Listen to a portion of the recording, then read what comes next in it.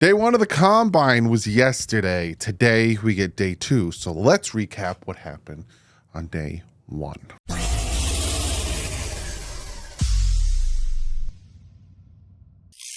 What is up, Fin fans? Day one of the combine was in the books yesterday. Some notes, news and notes that I'm going to talk about, and then we're going to kind of look at performances and see who did real well. Like, I was like, wow. A lot of people were like, wow, with the way these defensive linemen were moving, it's going to be real interesting. So first, we're going to talk about some of the players the Dolphins met with. They met with Leonard Taylor III, who is the Miami Hurricanes defensive lineman. They met with, I got to learn these names, especially since I'm going to be talking about prospects soon. Some of these names are hard. Latu. I probably butchered that. I apologize. Edge from UCLA. He's the 18th overall ranked on PFF. He ran a 4.64 40, and the Dolphins met with Jatavian Sanders,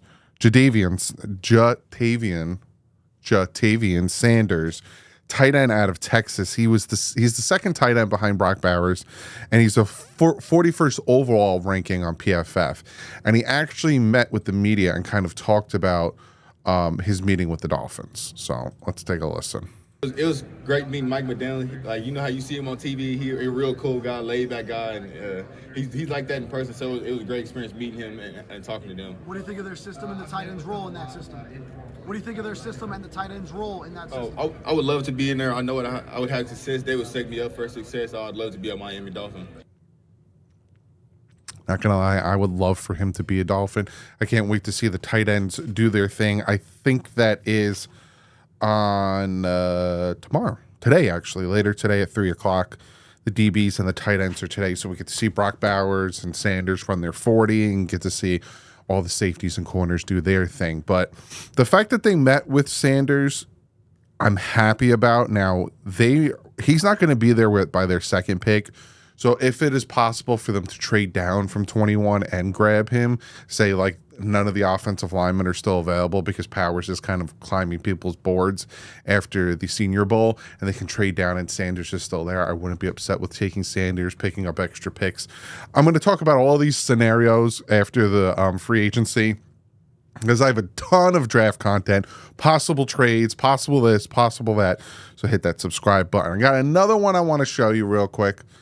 And this is Mike McDaniel and Anthony Weaver at the combine. And they look like they're just having a blast. Cracking up. And I'm not going to talk about Fangio anymore, but you see a difference. You see a difference between their relationship. Obviously, they coach together in Cleveland, like we've all said, ad nauseum.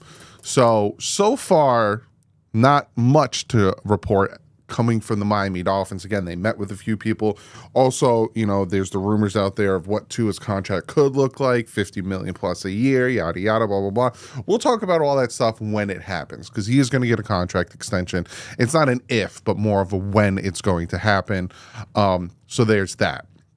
But the thing I want to talk about is kind of not necessarily the top performers, but some of the performers that really stuck out at me from yesterday's combine with the defensive end and linebackers. Now, the one that stuck, and then we're going to go through the lists of the 40s, like the leaders of certain criteria and all that stuff. But the one that I kept like going blah, blah, blah, was Brandon Fisk, the defensive tackle from Florida State. Ran a 4.78. A 4.37 20-yard shuffle. The man is 6'4", 292 pounds, 31-inch arm. The fact that he ran a 4.78 at 6'4", 292. Some people have him ranked. I think PFF has him ranked as of right now. Again, a lot of these things could change with the combine, with the pro day, all that stuff. But PFF has him ranked at like 55, so there is a possibility the Dolphins get him in second. But him running that 4.78 probably pushes him up, and he's probably like an early second round pick. And I don't know if the Dolphins will be able to grab him. Like he looks good. Now again, this is the underwear bowl, so it's more about what he did during the his season what he's going to do in his pro day, all that other stuff. But he and I'm hesitant about what they're going to do with Christian Wilkins. So it's like, you know, do you tag and trade, all that stuff? But he's looking pretty good. Supposedly, looking at PFF right now, went down in their grade from 2022 to 2023. He has a good pass rush grade. He's got a good pass rush win rate. Run defense isn't too great. His run stop rate is very good, though. He's kind of up and down throughout the season. He had a good game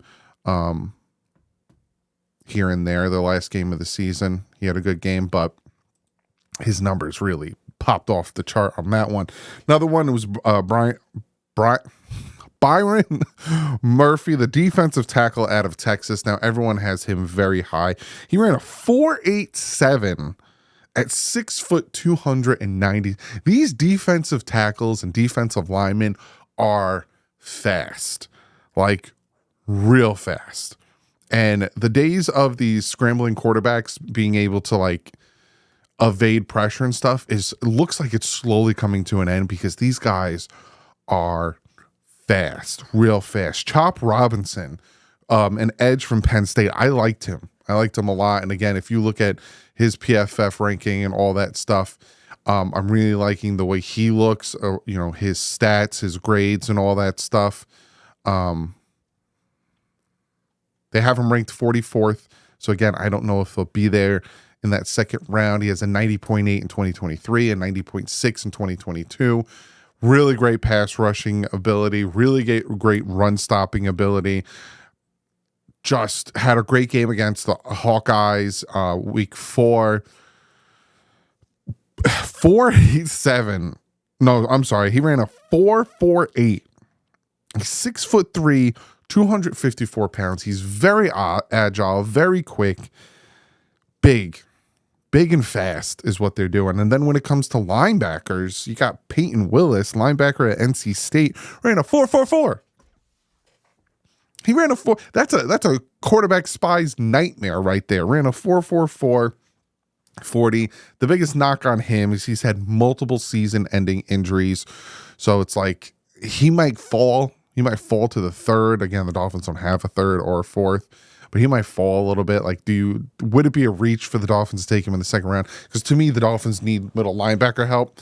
And if Peyton Willis is there, it's like, with all those season-ending injuries, do you take him or do you pass him by because of the injuries? And you know, with knowing Chris Greer, I'll probably take him. But those are, you know, some of my standouts: Brandon Fisk, Byron Murphy, Chop Robinson, and Peyton Willis. Look at some of the top results. So we'll go linebacker first. And again, Peyton Willis, we're in a 4.43. Then you have Kalen from linebacker from Florida State, ran a 4.47. Adrian Cooper, who's considered a top prospect, ran a 4.51. Trevin Wallace, 4.5. Like, all these guys are running mid fours. Like, holy guacamole, are these guys fast. And then you got the defensive ends. Dallas Turner ran a 4.46. Again, Chop Robinson, 4.48. Muhammad Kamara, 4.57. Jared Verse, 4.58. These guys are fast defensive tackles. Now, again, these are big boys, and they're running fours. Brendan Fisk, I talked about, 4.78. Makai Wingo, 4.85. Byron Murphy, I told you guys about, 4.87. Ruck, I'm not, again, I got to learn these names. 4.89. Chris Jenkins, 4.91. These are fast for defensive tackles. Back in the day, you had what? Vince Wilfork. Big man. He ain't running a 4.78, a 4.85, a 4.89. Big man. And the cool thing about this, too, is you can go to top performers all time. Now, John Ross ran the fastest, 4.2. Barnes, 4.23. Chris Johnson, 4.24. I thought he still had the lead, but nope. John Ross was like, nope. If you look at the defensive tackles, Aaron Donald ran 4.68. So Fisk isn't the highest, but like Fletcher Cox. You're not seeing the big boys. Quinn Williams, 4.83, which is pretty good. You ain't seeing those big guys up at the top running those big numbers. Absolutely nuts. But again, you can go to the NFL site and just go to the combine. You can see the stats. But that's what I kind of got for you guys today. Now, I do expect them to kind of look in this area for defensive end, defensive tackle, and linebacker. Now, would that be with the first pick or the second pick? They have, I don't know. It kind of depends on how the draft falls. Because if a guy who's can be a top-notch guy like Nolan Smith, how he fell last year, if guys like that can start to fall and the Dolphins have an opportunity to get a top defensive pass rusher or defensive tackle or linebacker that's still there that you don't expect to, maybe they trade back and try to grab one of them. But the way that we don't know about Phillips and Chubb, the pass rusher all of a sudden becomes a need. So looking at these guys and seeing the speed, especially with defensive tackle, like if we can't get something done with Christian Wilkins, a tag trade option might be a thing. And then you can go after one of these guys like a Brandon Fisk. You can possibly get a second, maybe get a first. I think you definitely can get a first for Christian Wilkins. It depends on who wants him and where. But from what I'm hearing, the Dolphins want to keep Wilkins. But again, some of these DTs are sounding real good. But comment below. Let me know. Let me know what you thought. Your thoughts on who the Dolphins have met with. Let me know your thoughts on who are your top guys. Now, I'm not going as in depth on these draft prospects because that is for the end of March all the way up to the draft where I'm going to do prospects. I'm going to have Broshmo on. I'm going to have Reason on. I'm going to have a ton of guys. I'm going to try to get Kyle Krabs on here to help me with these draft prospects, get their opinions, all that stuff. So I have a lot going to go on for the draft. I just want to do quick recaps of what happened at the combine and some of the crazy stuff, like these guys running these high 40s, like holy crap.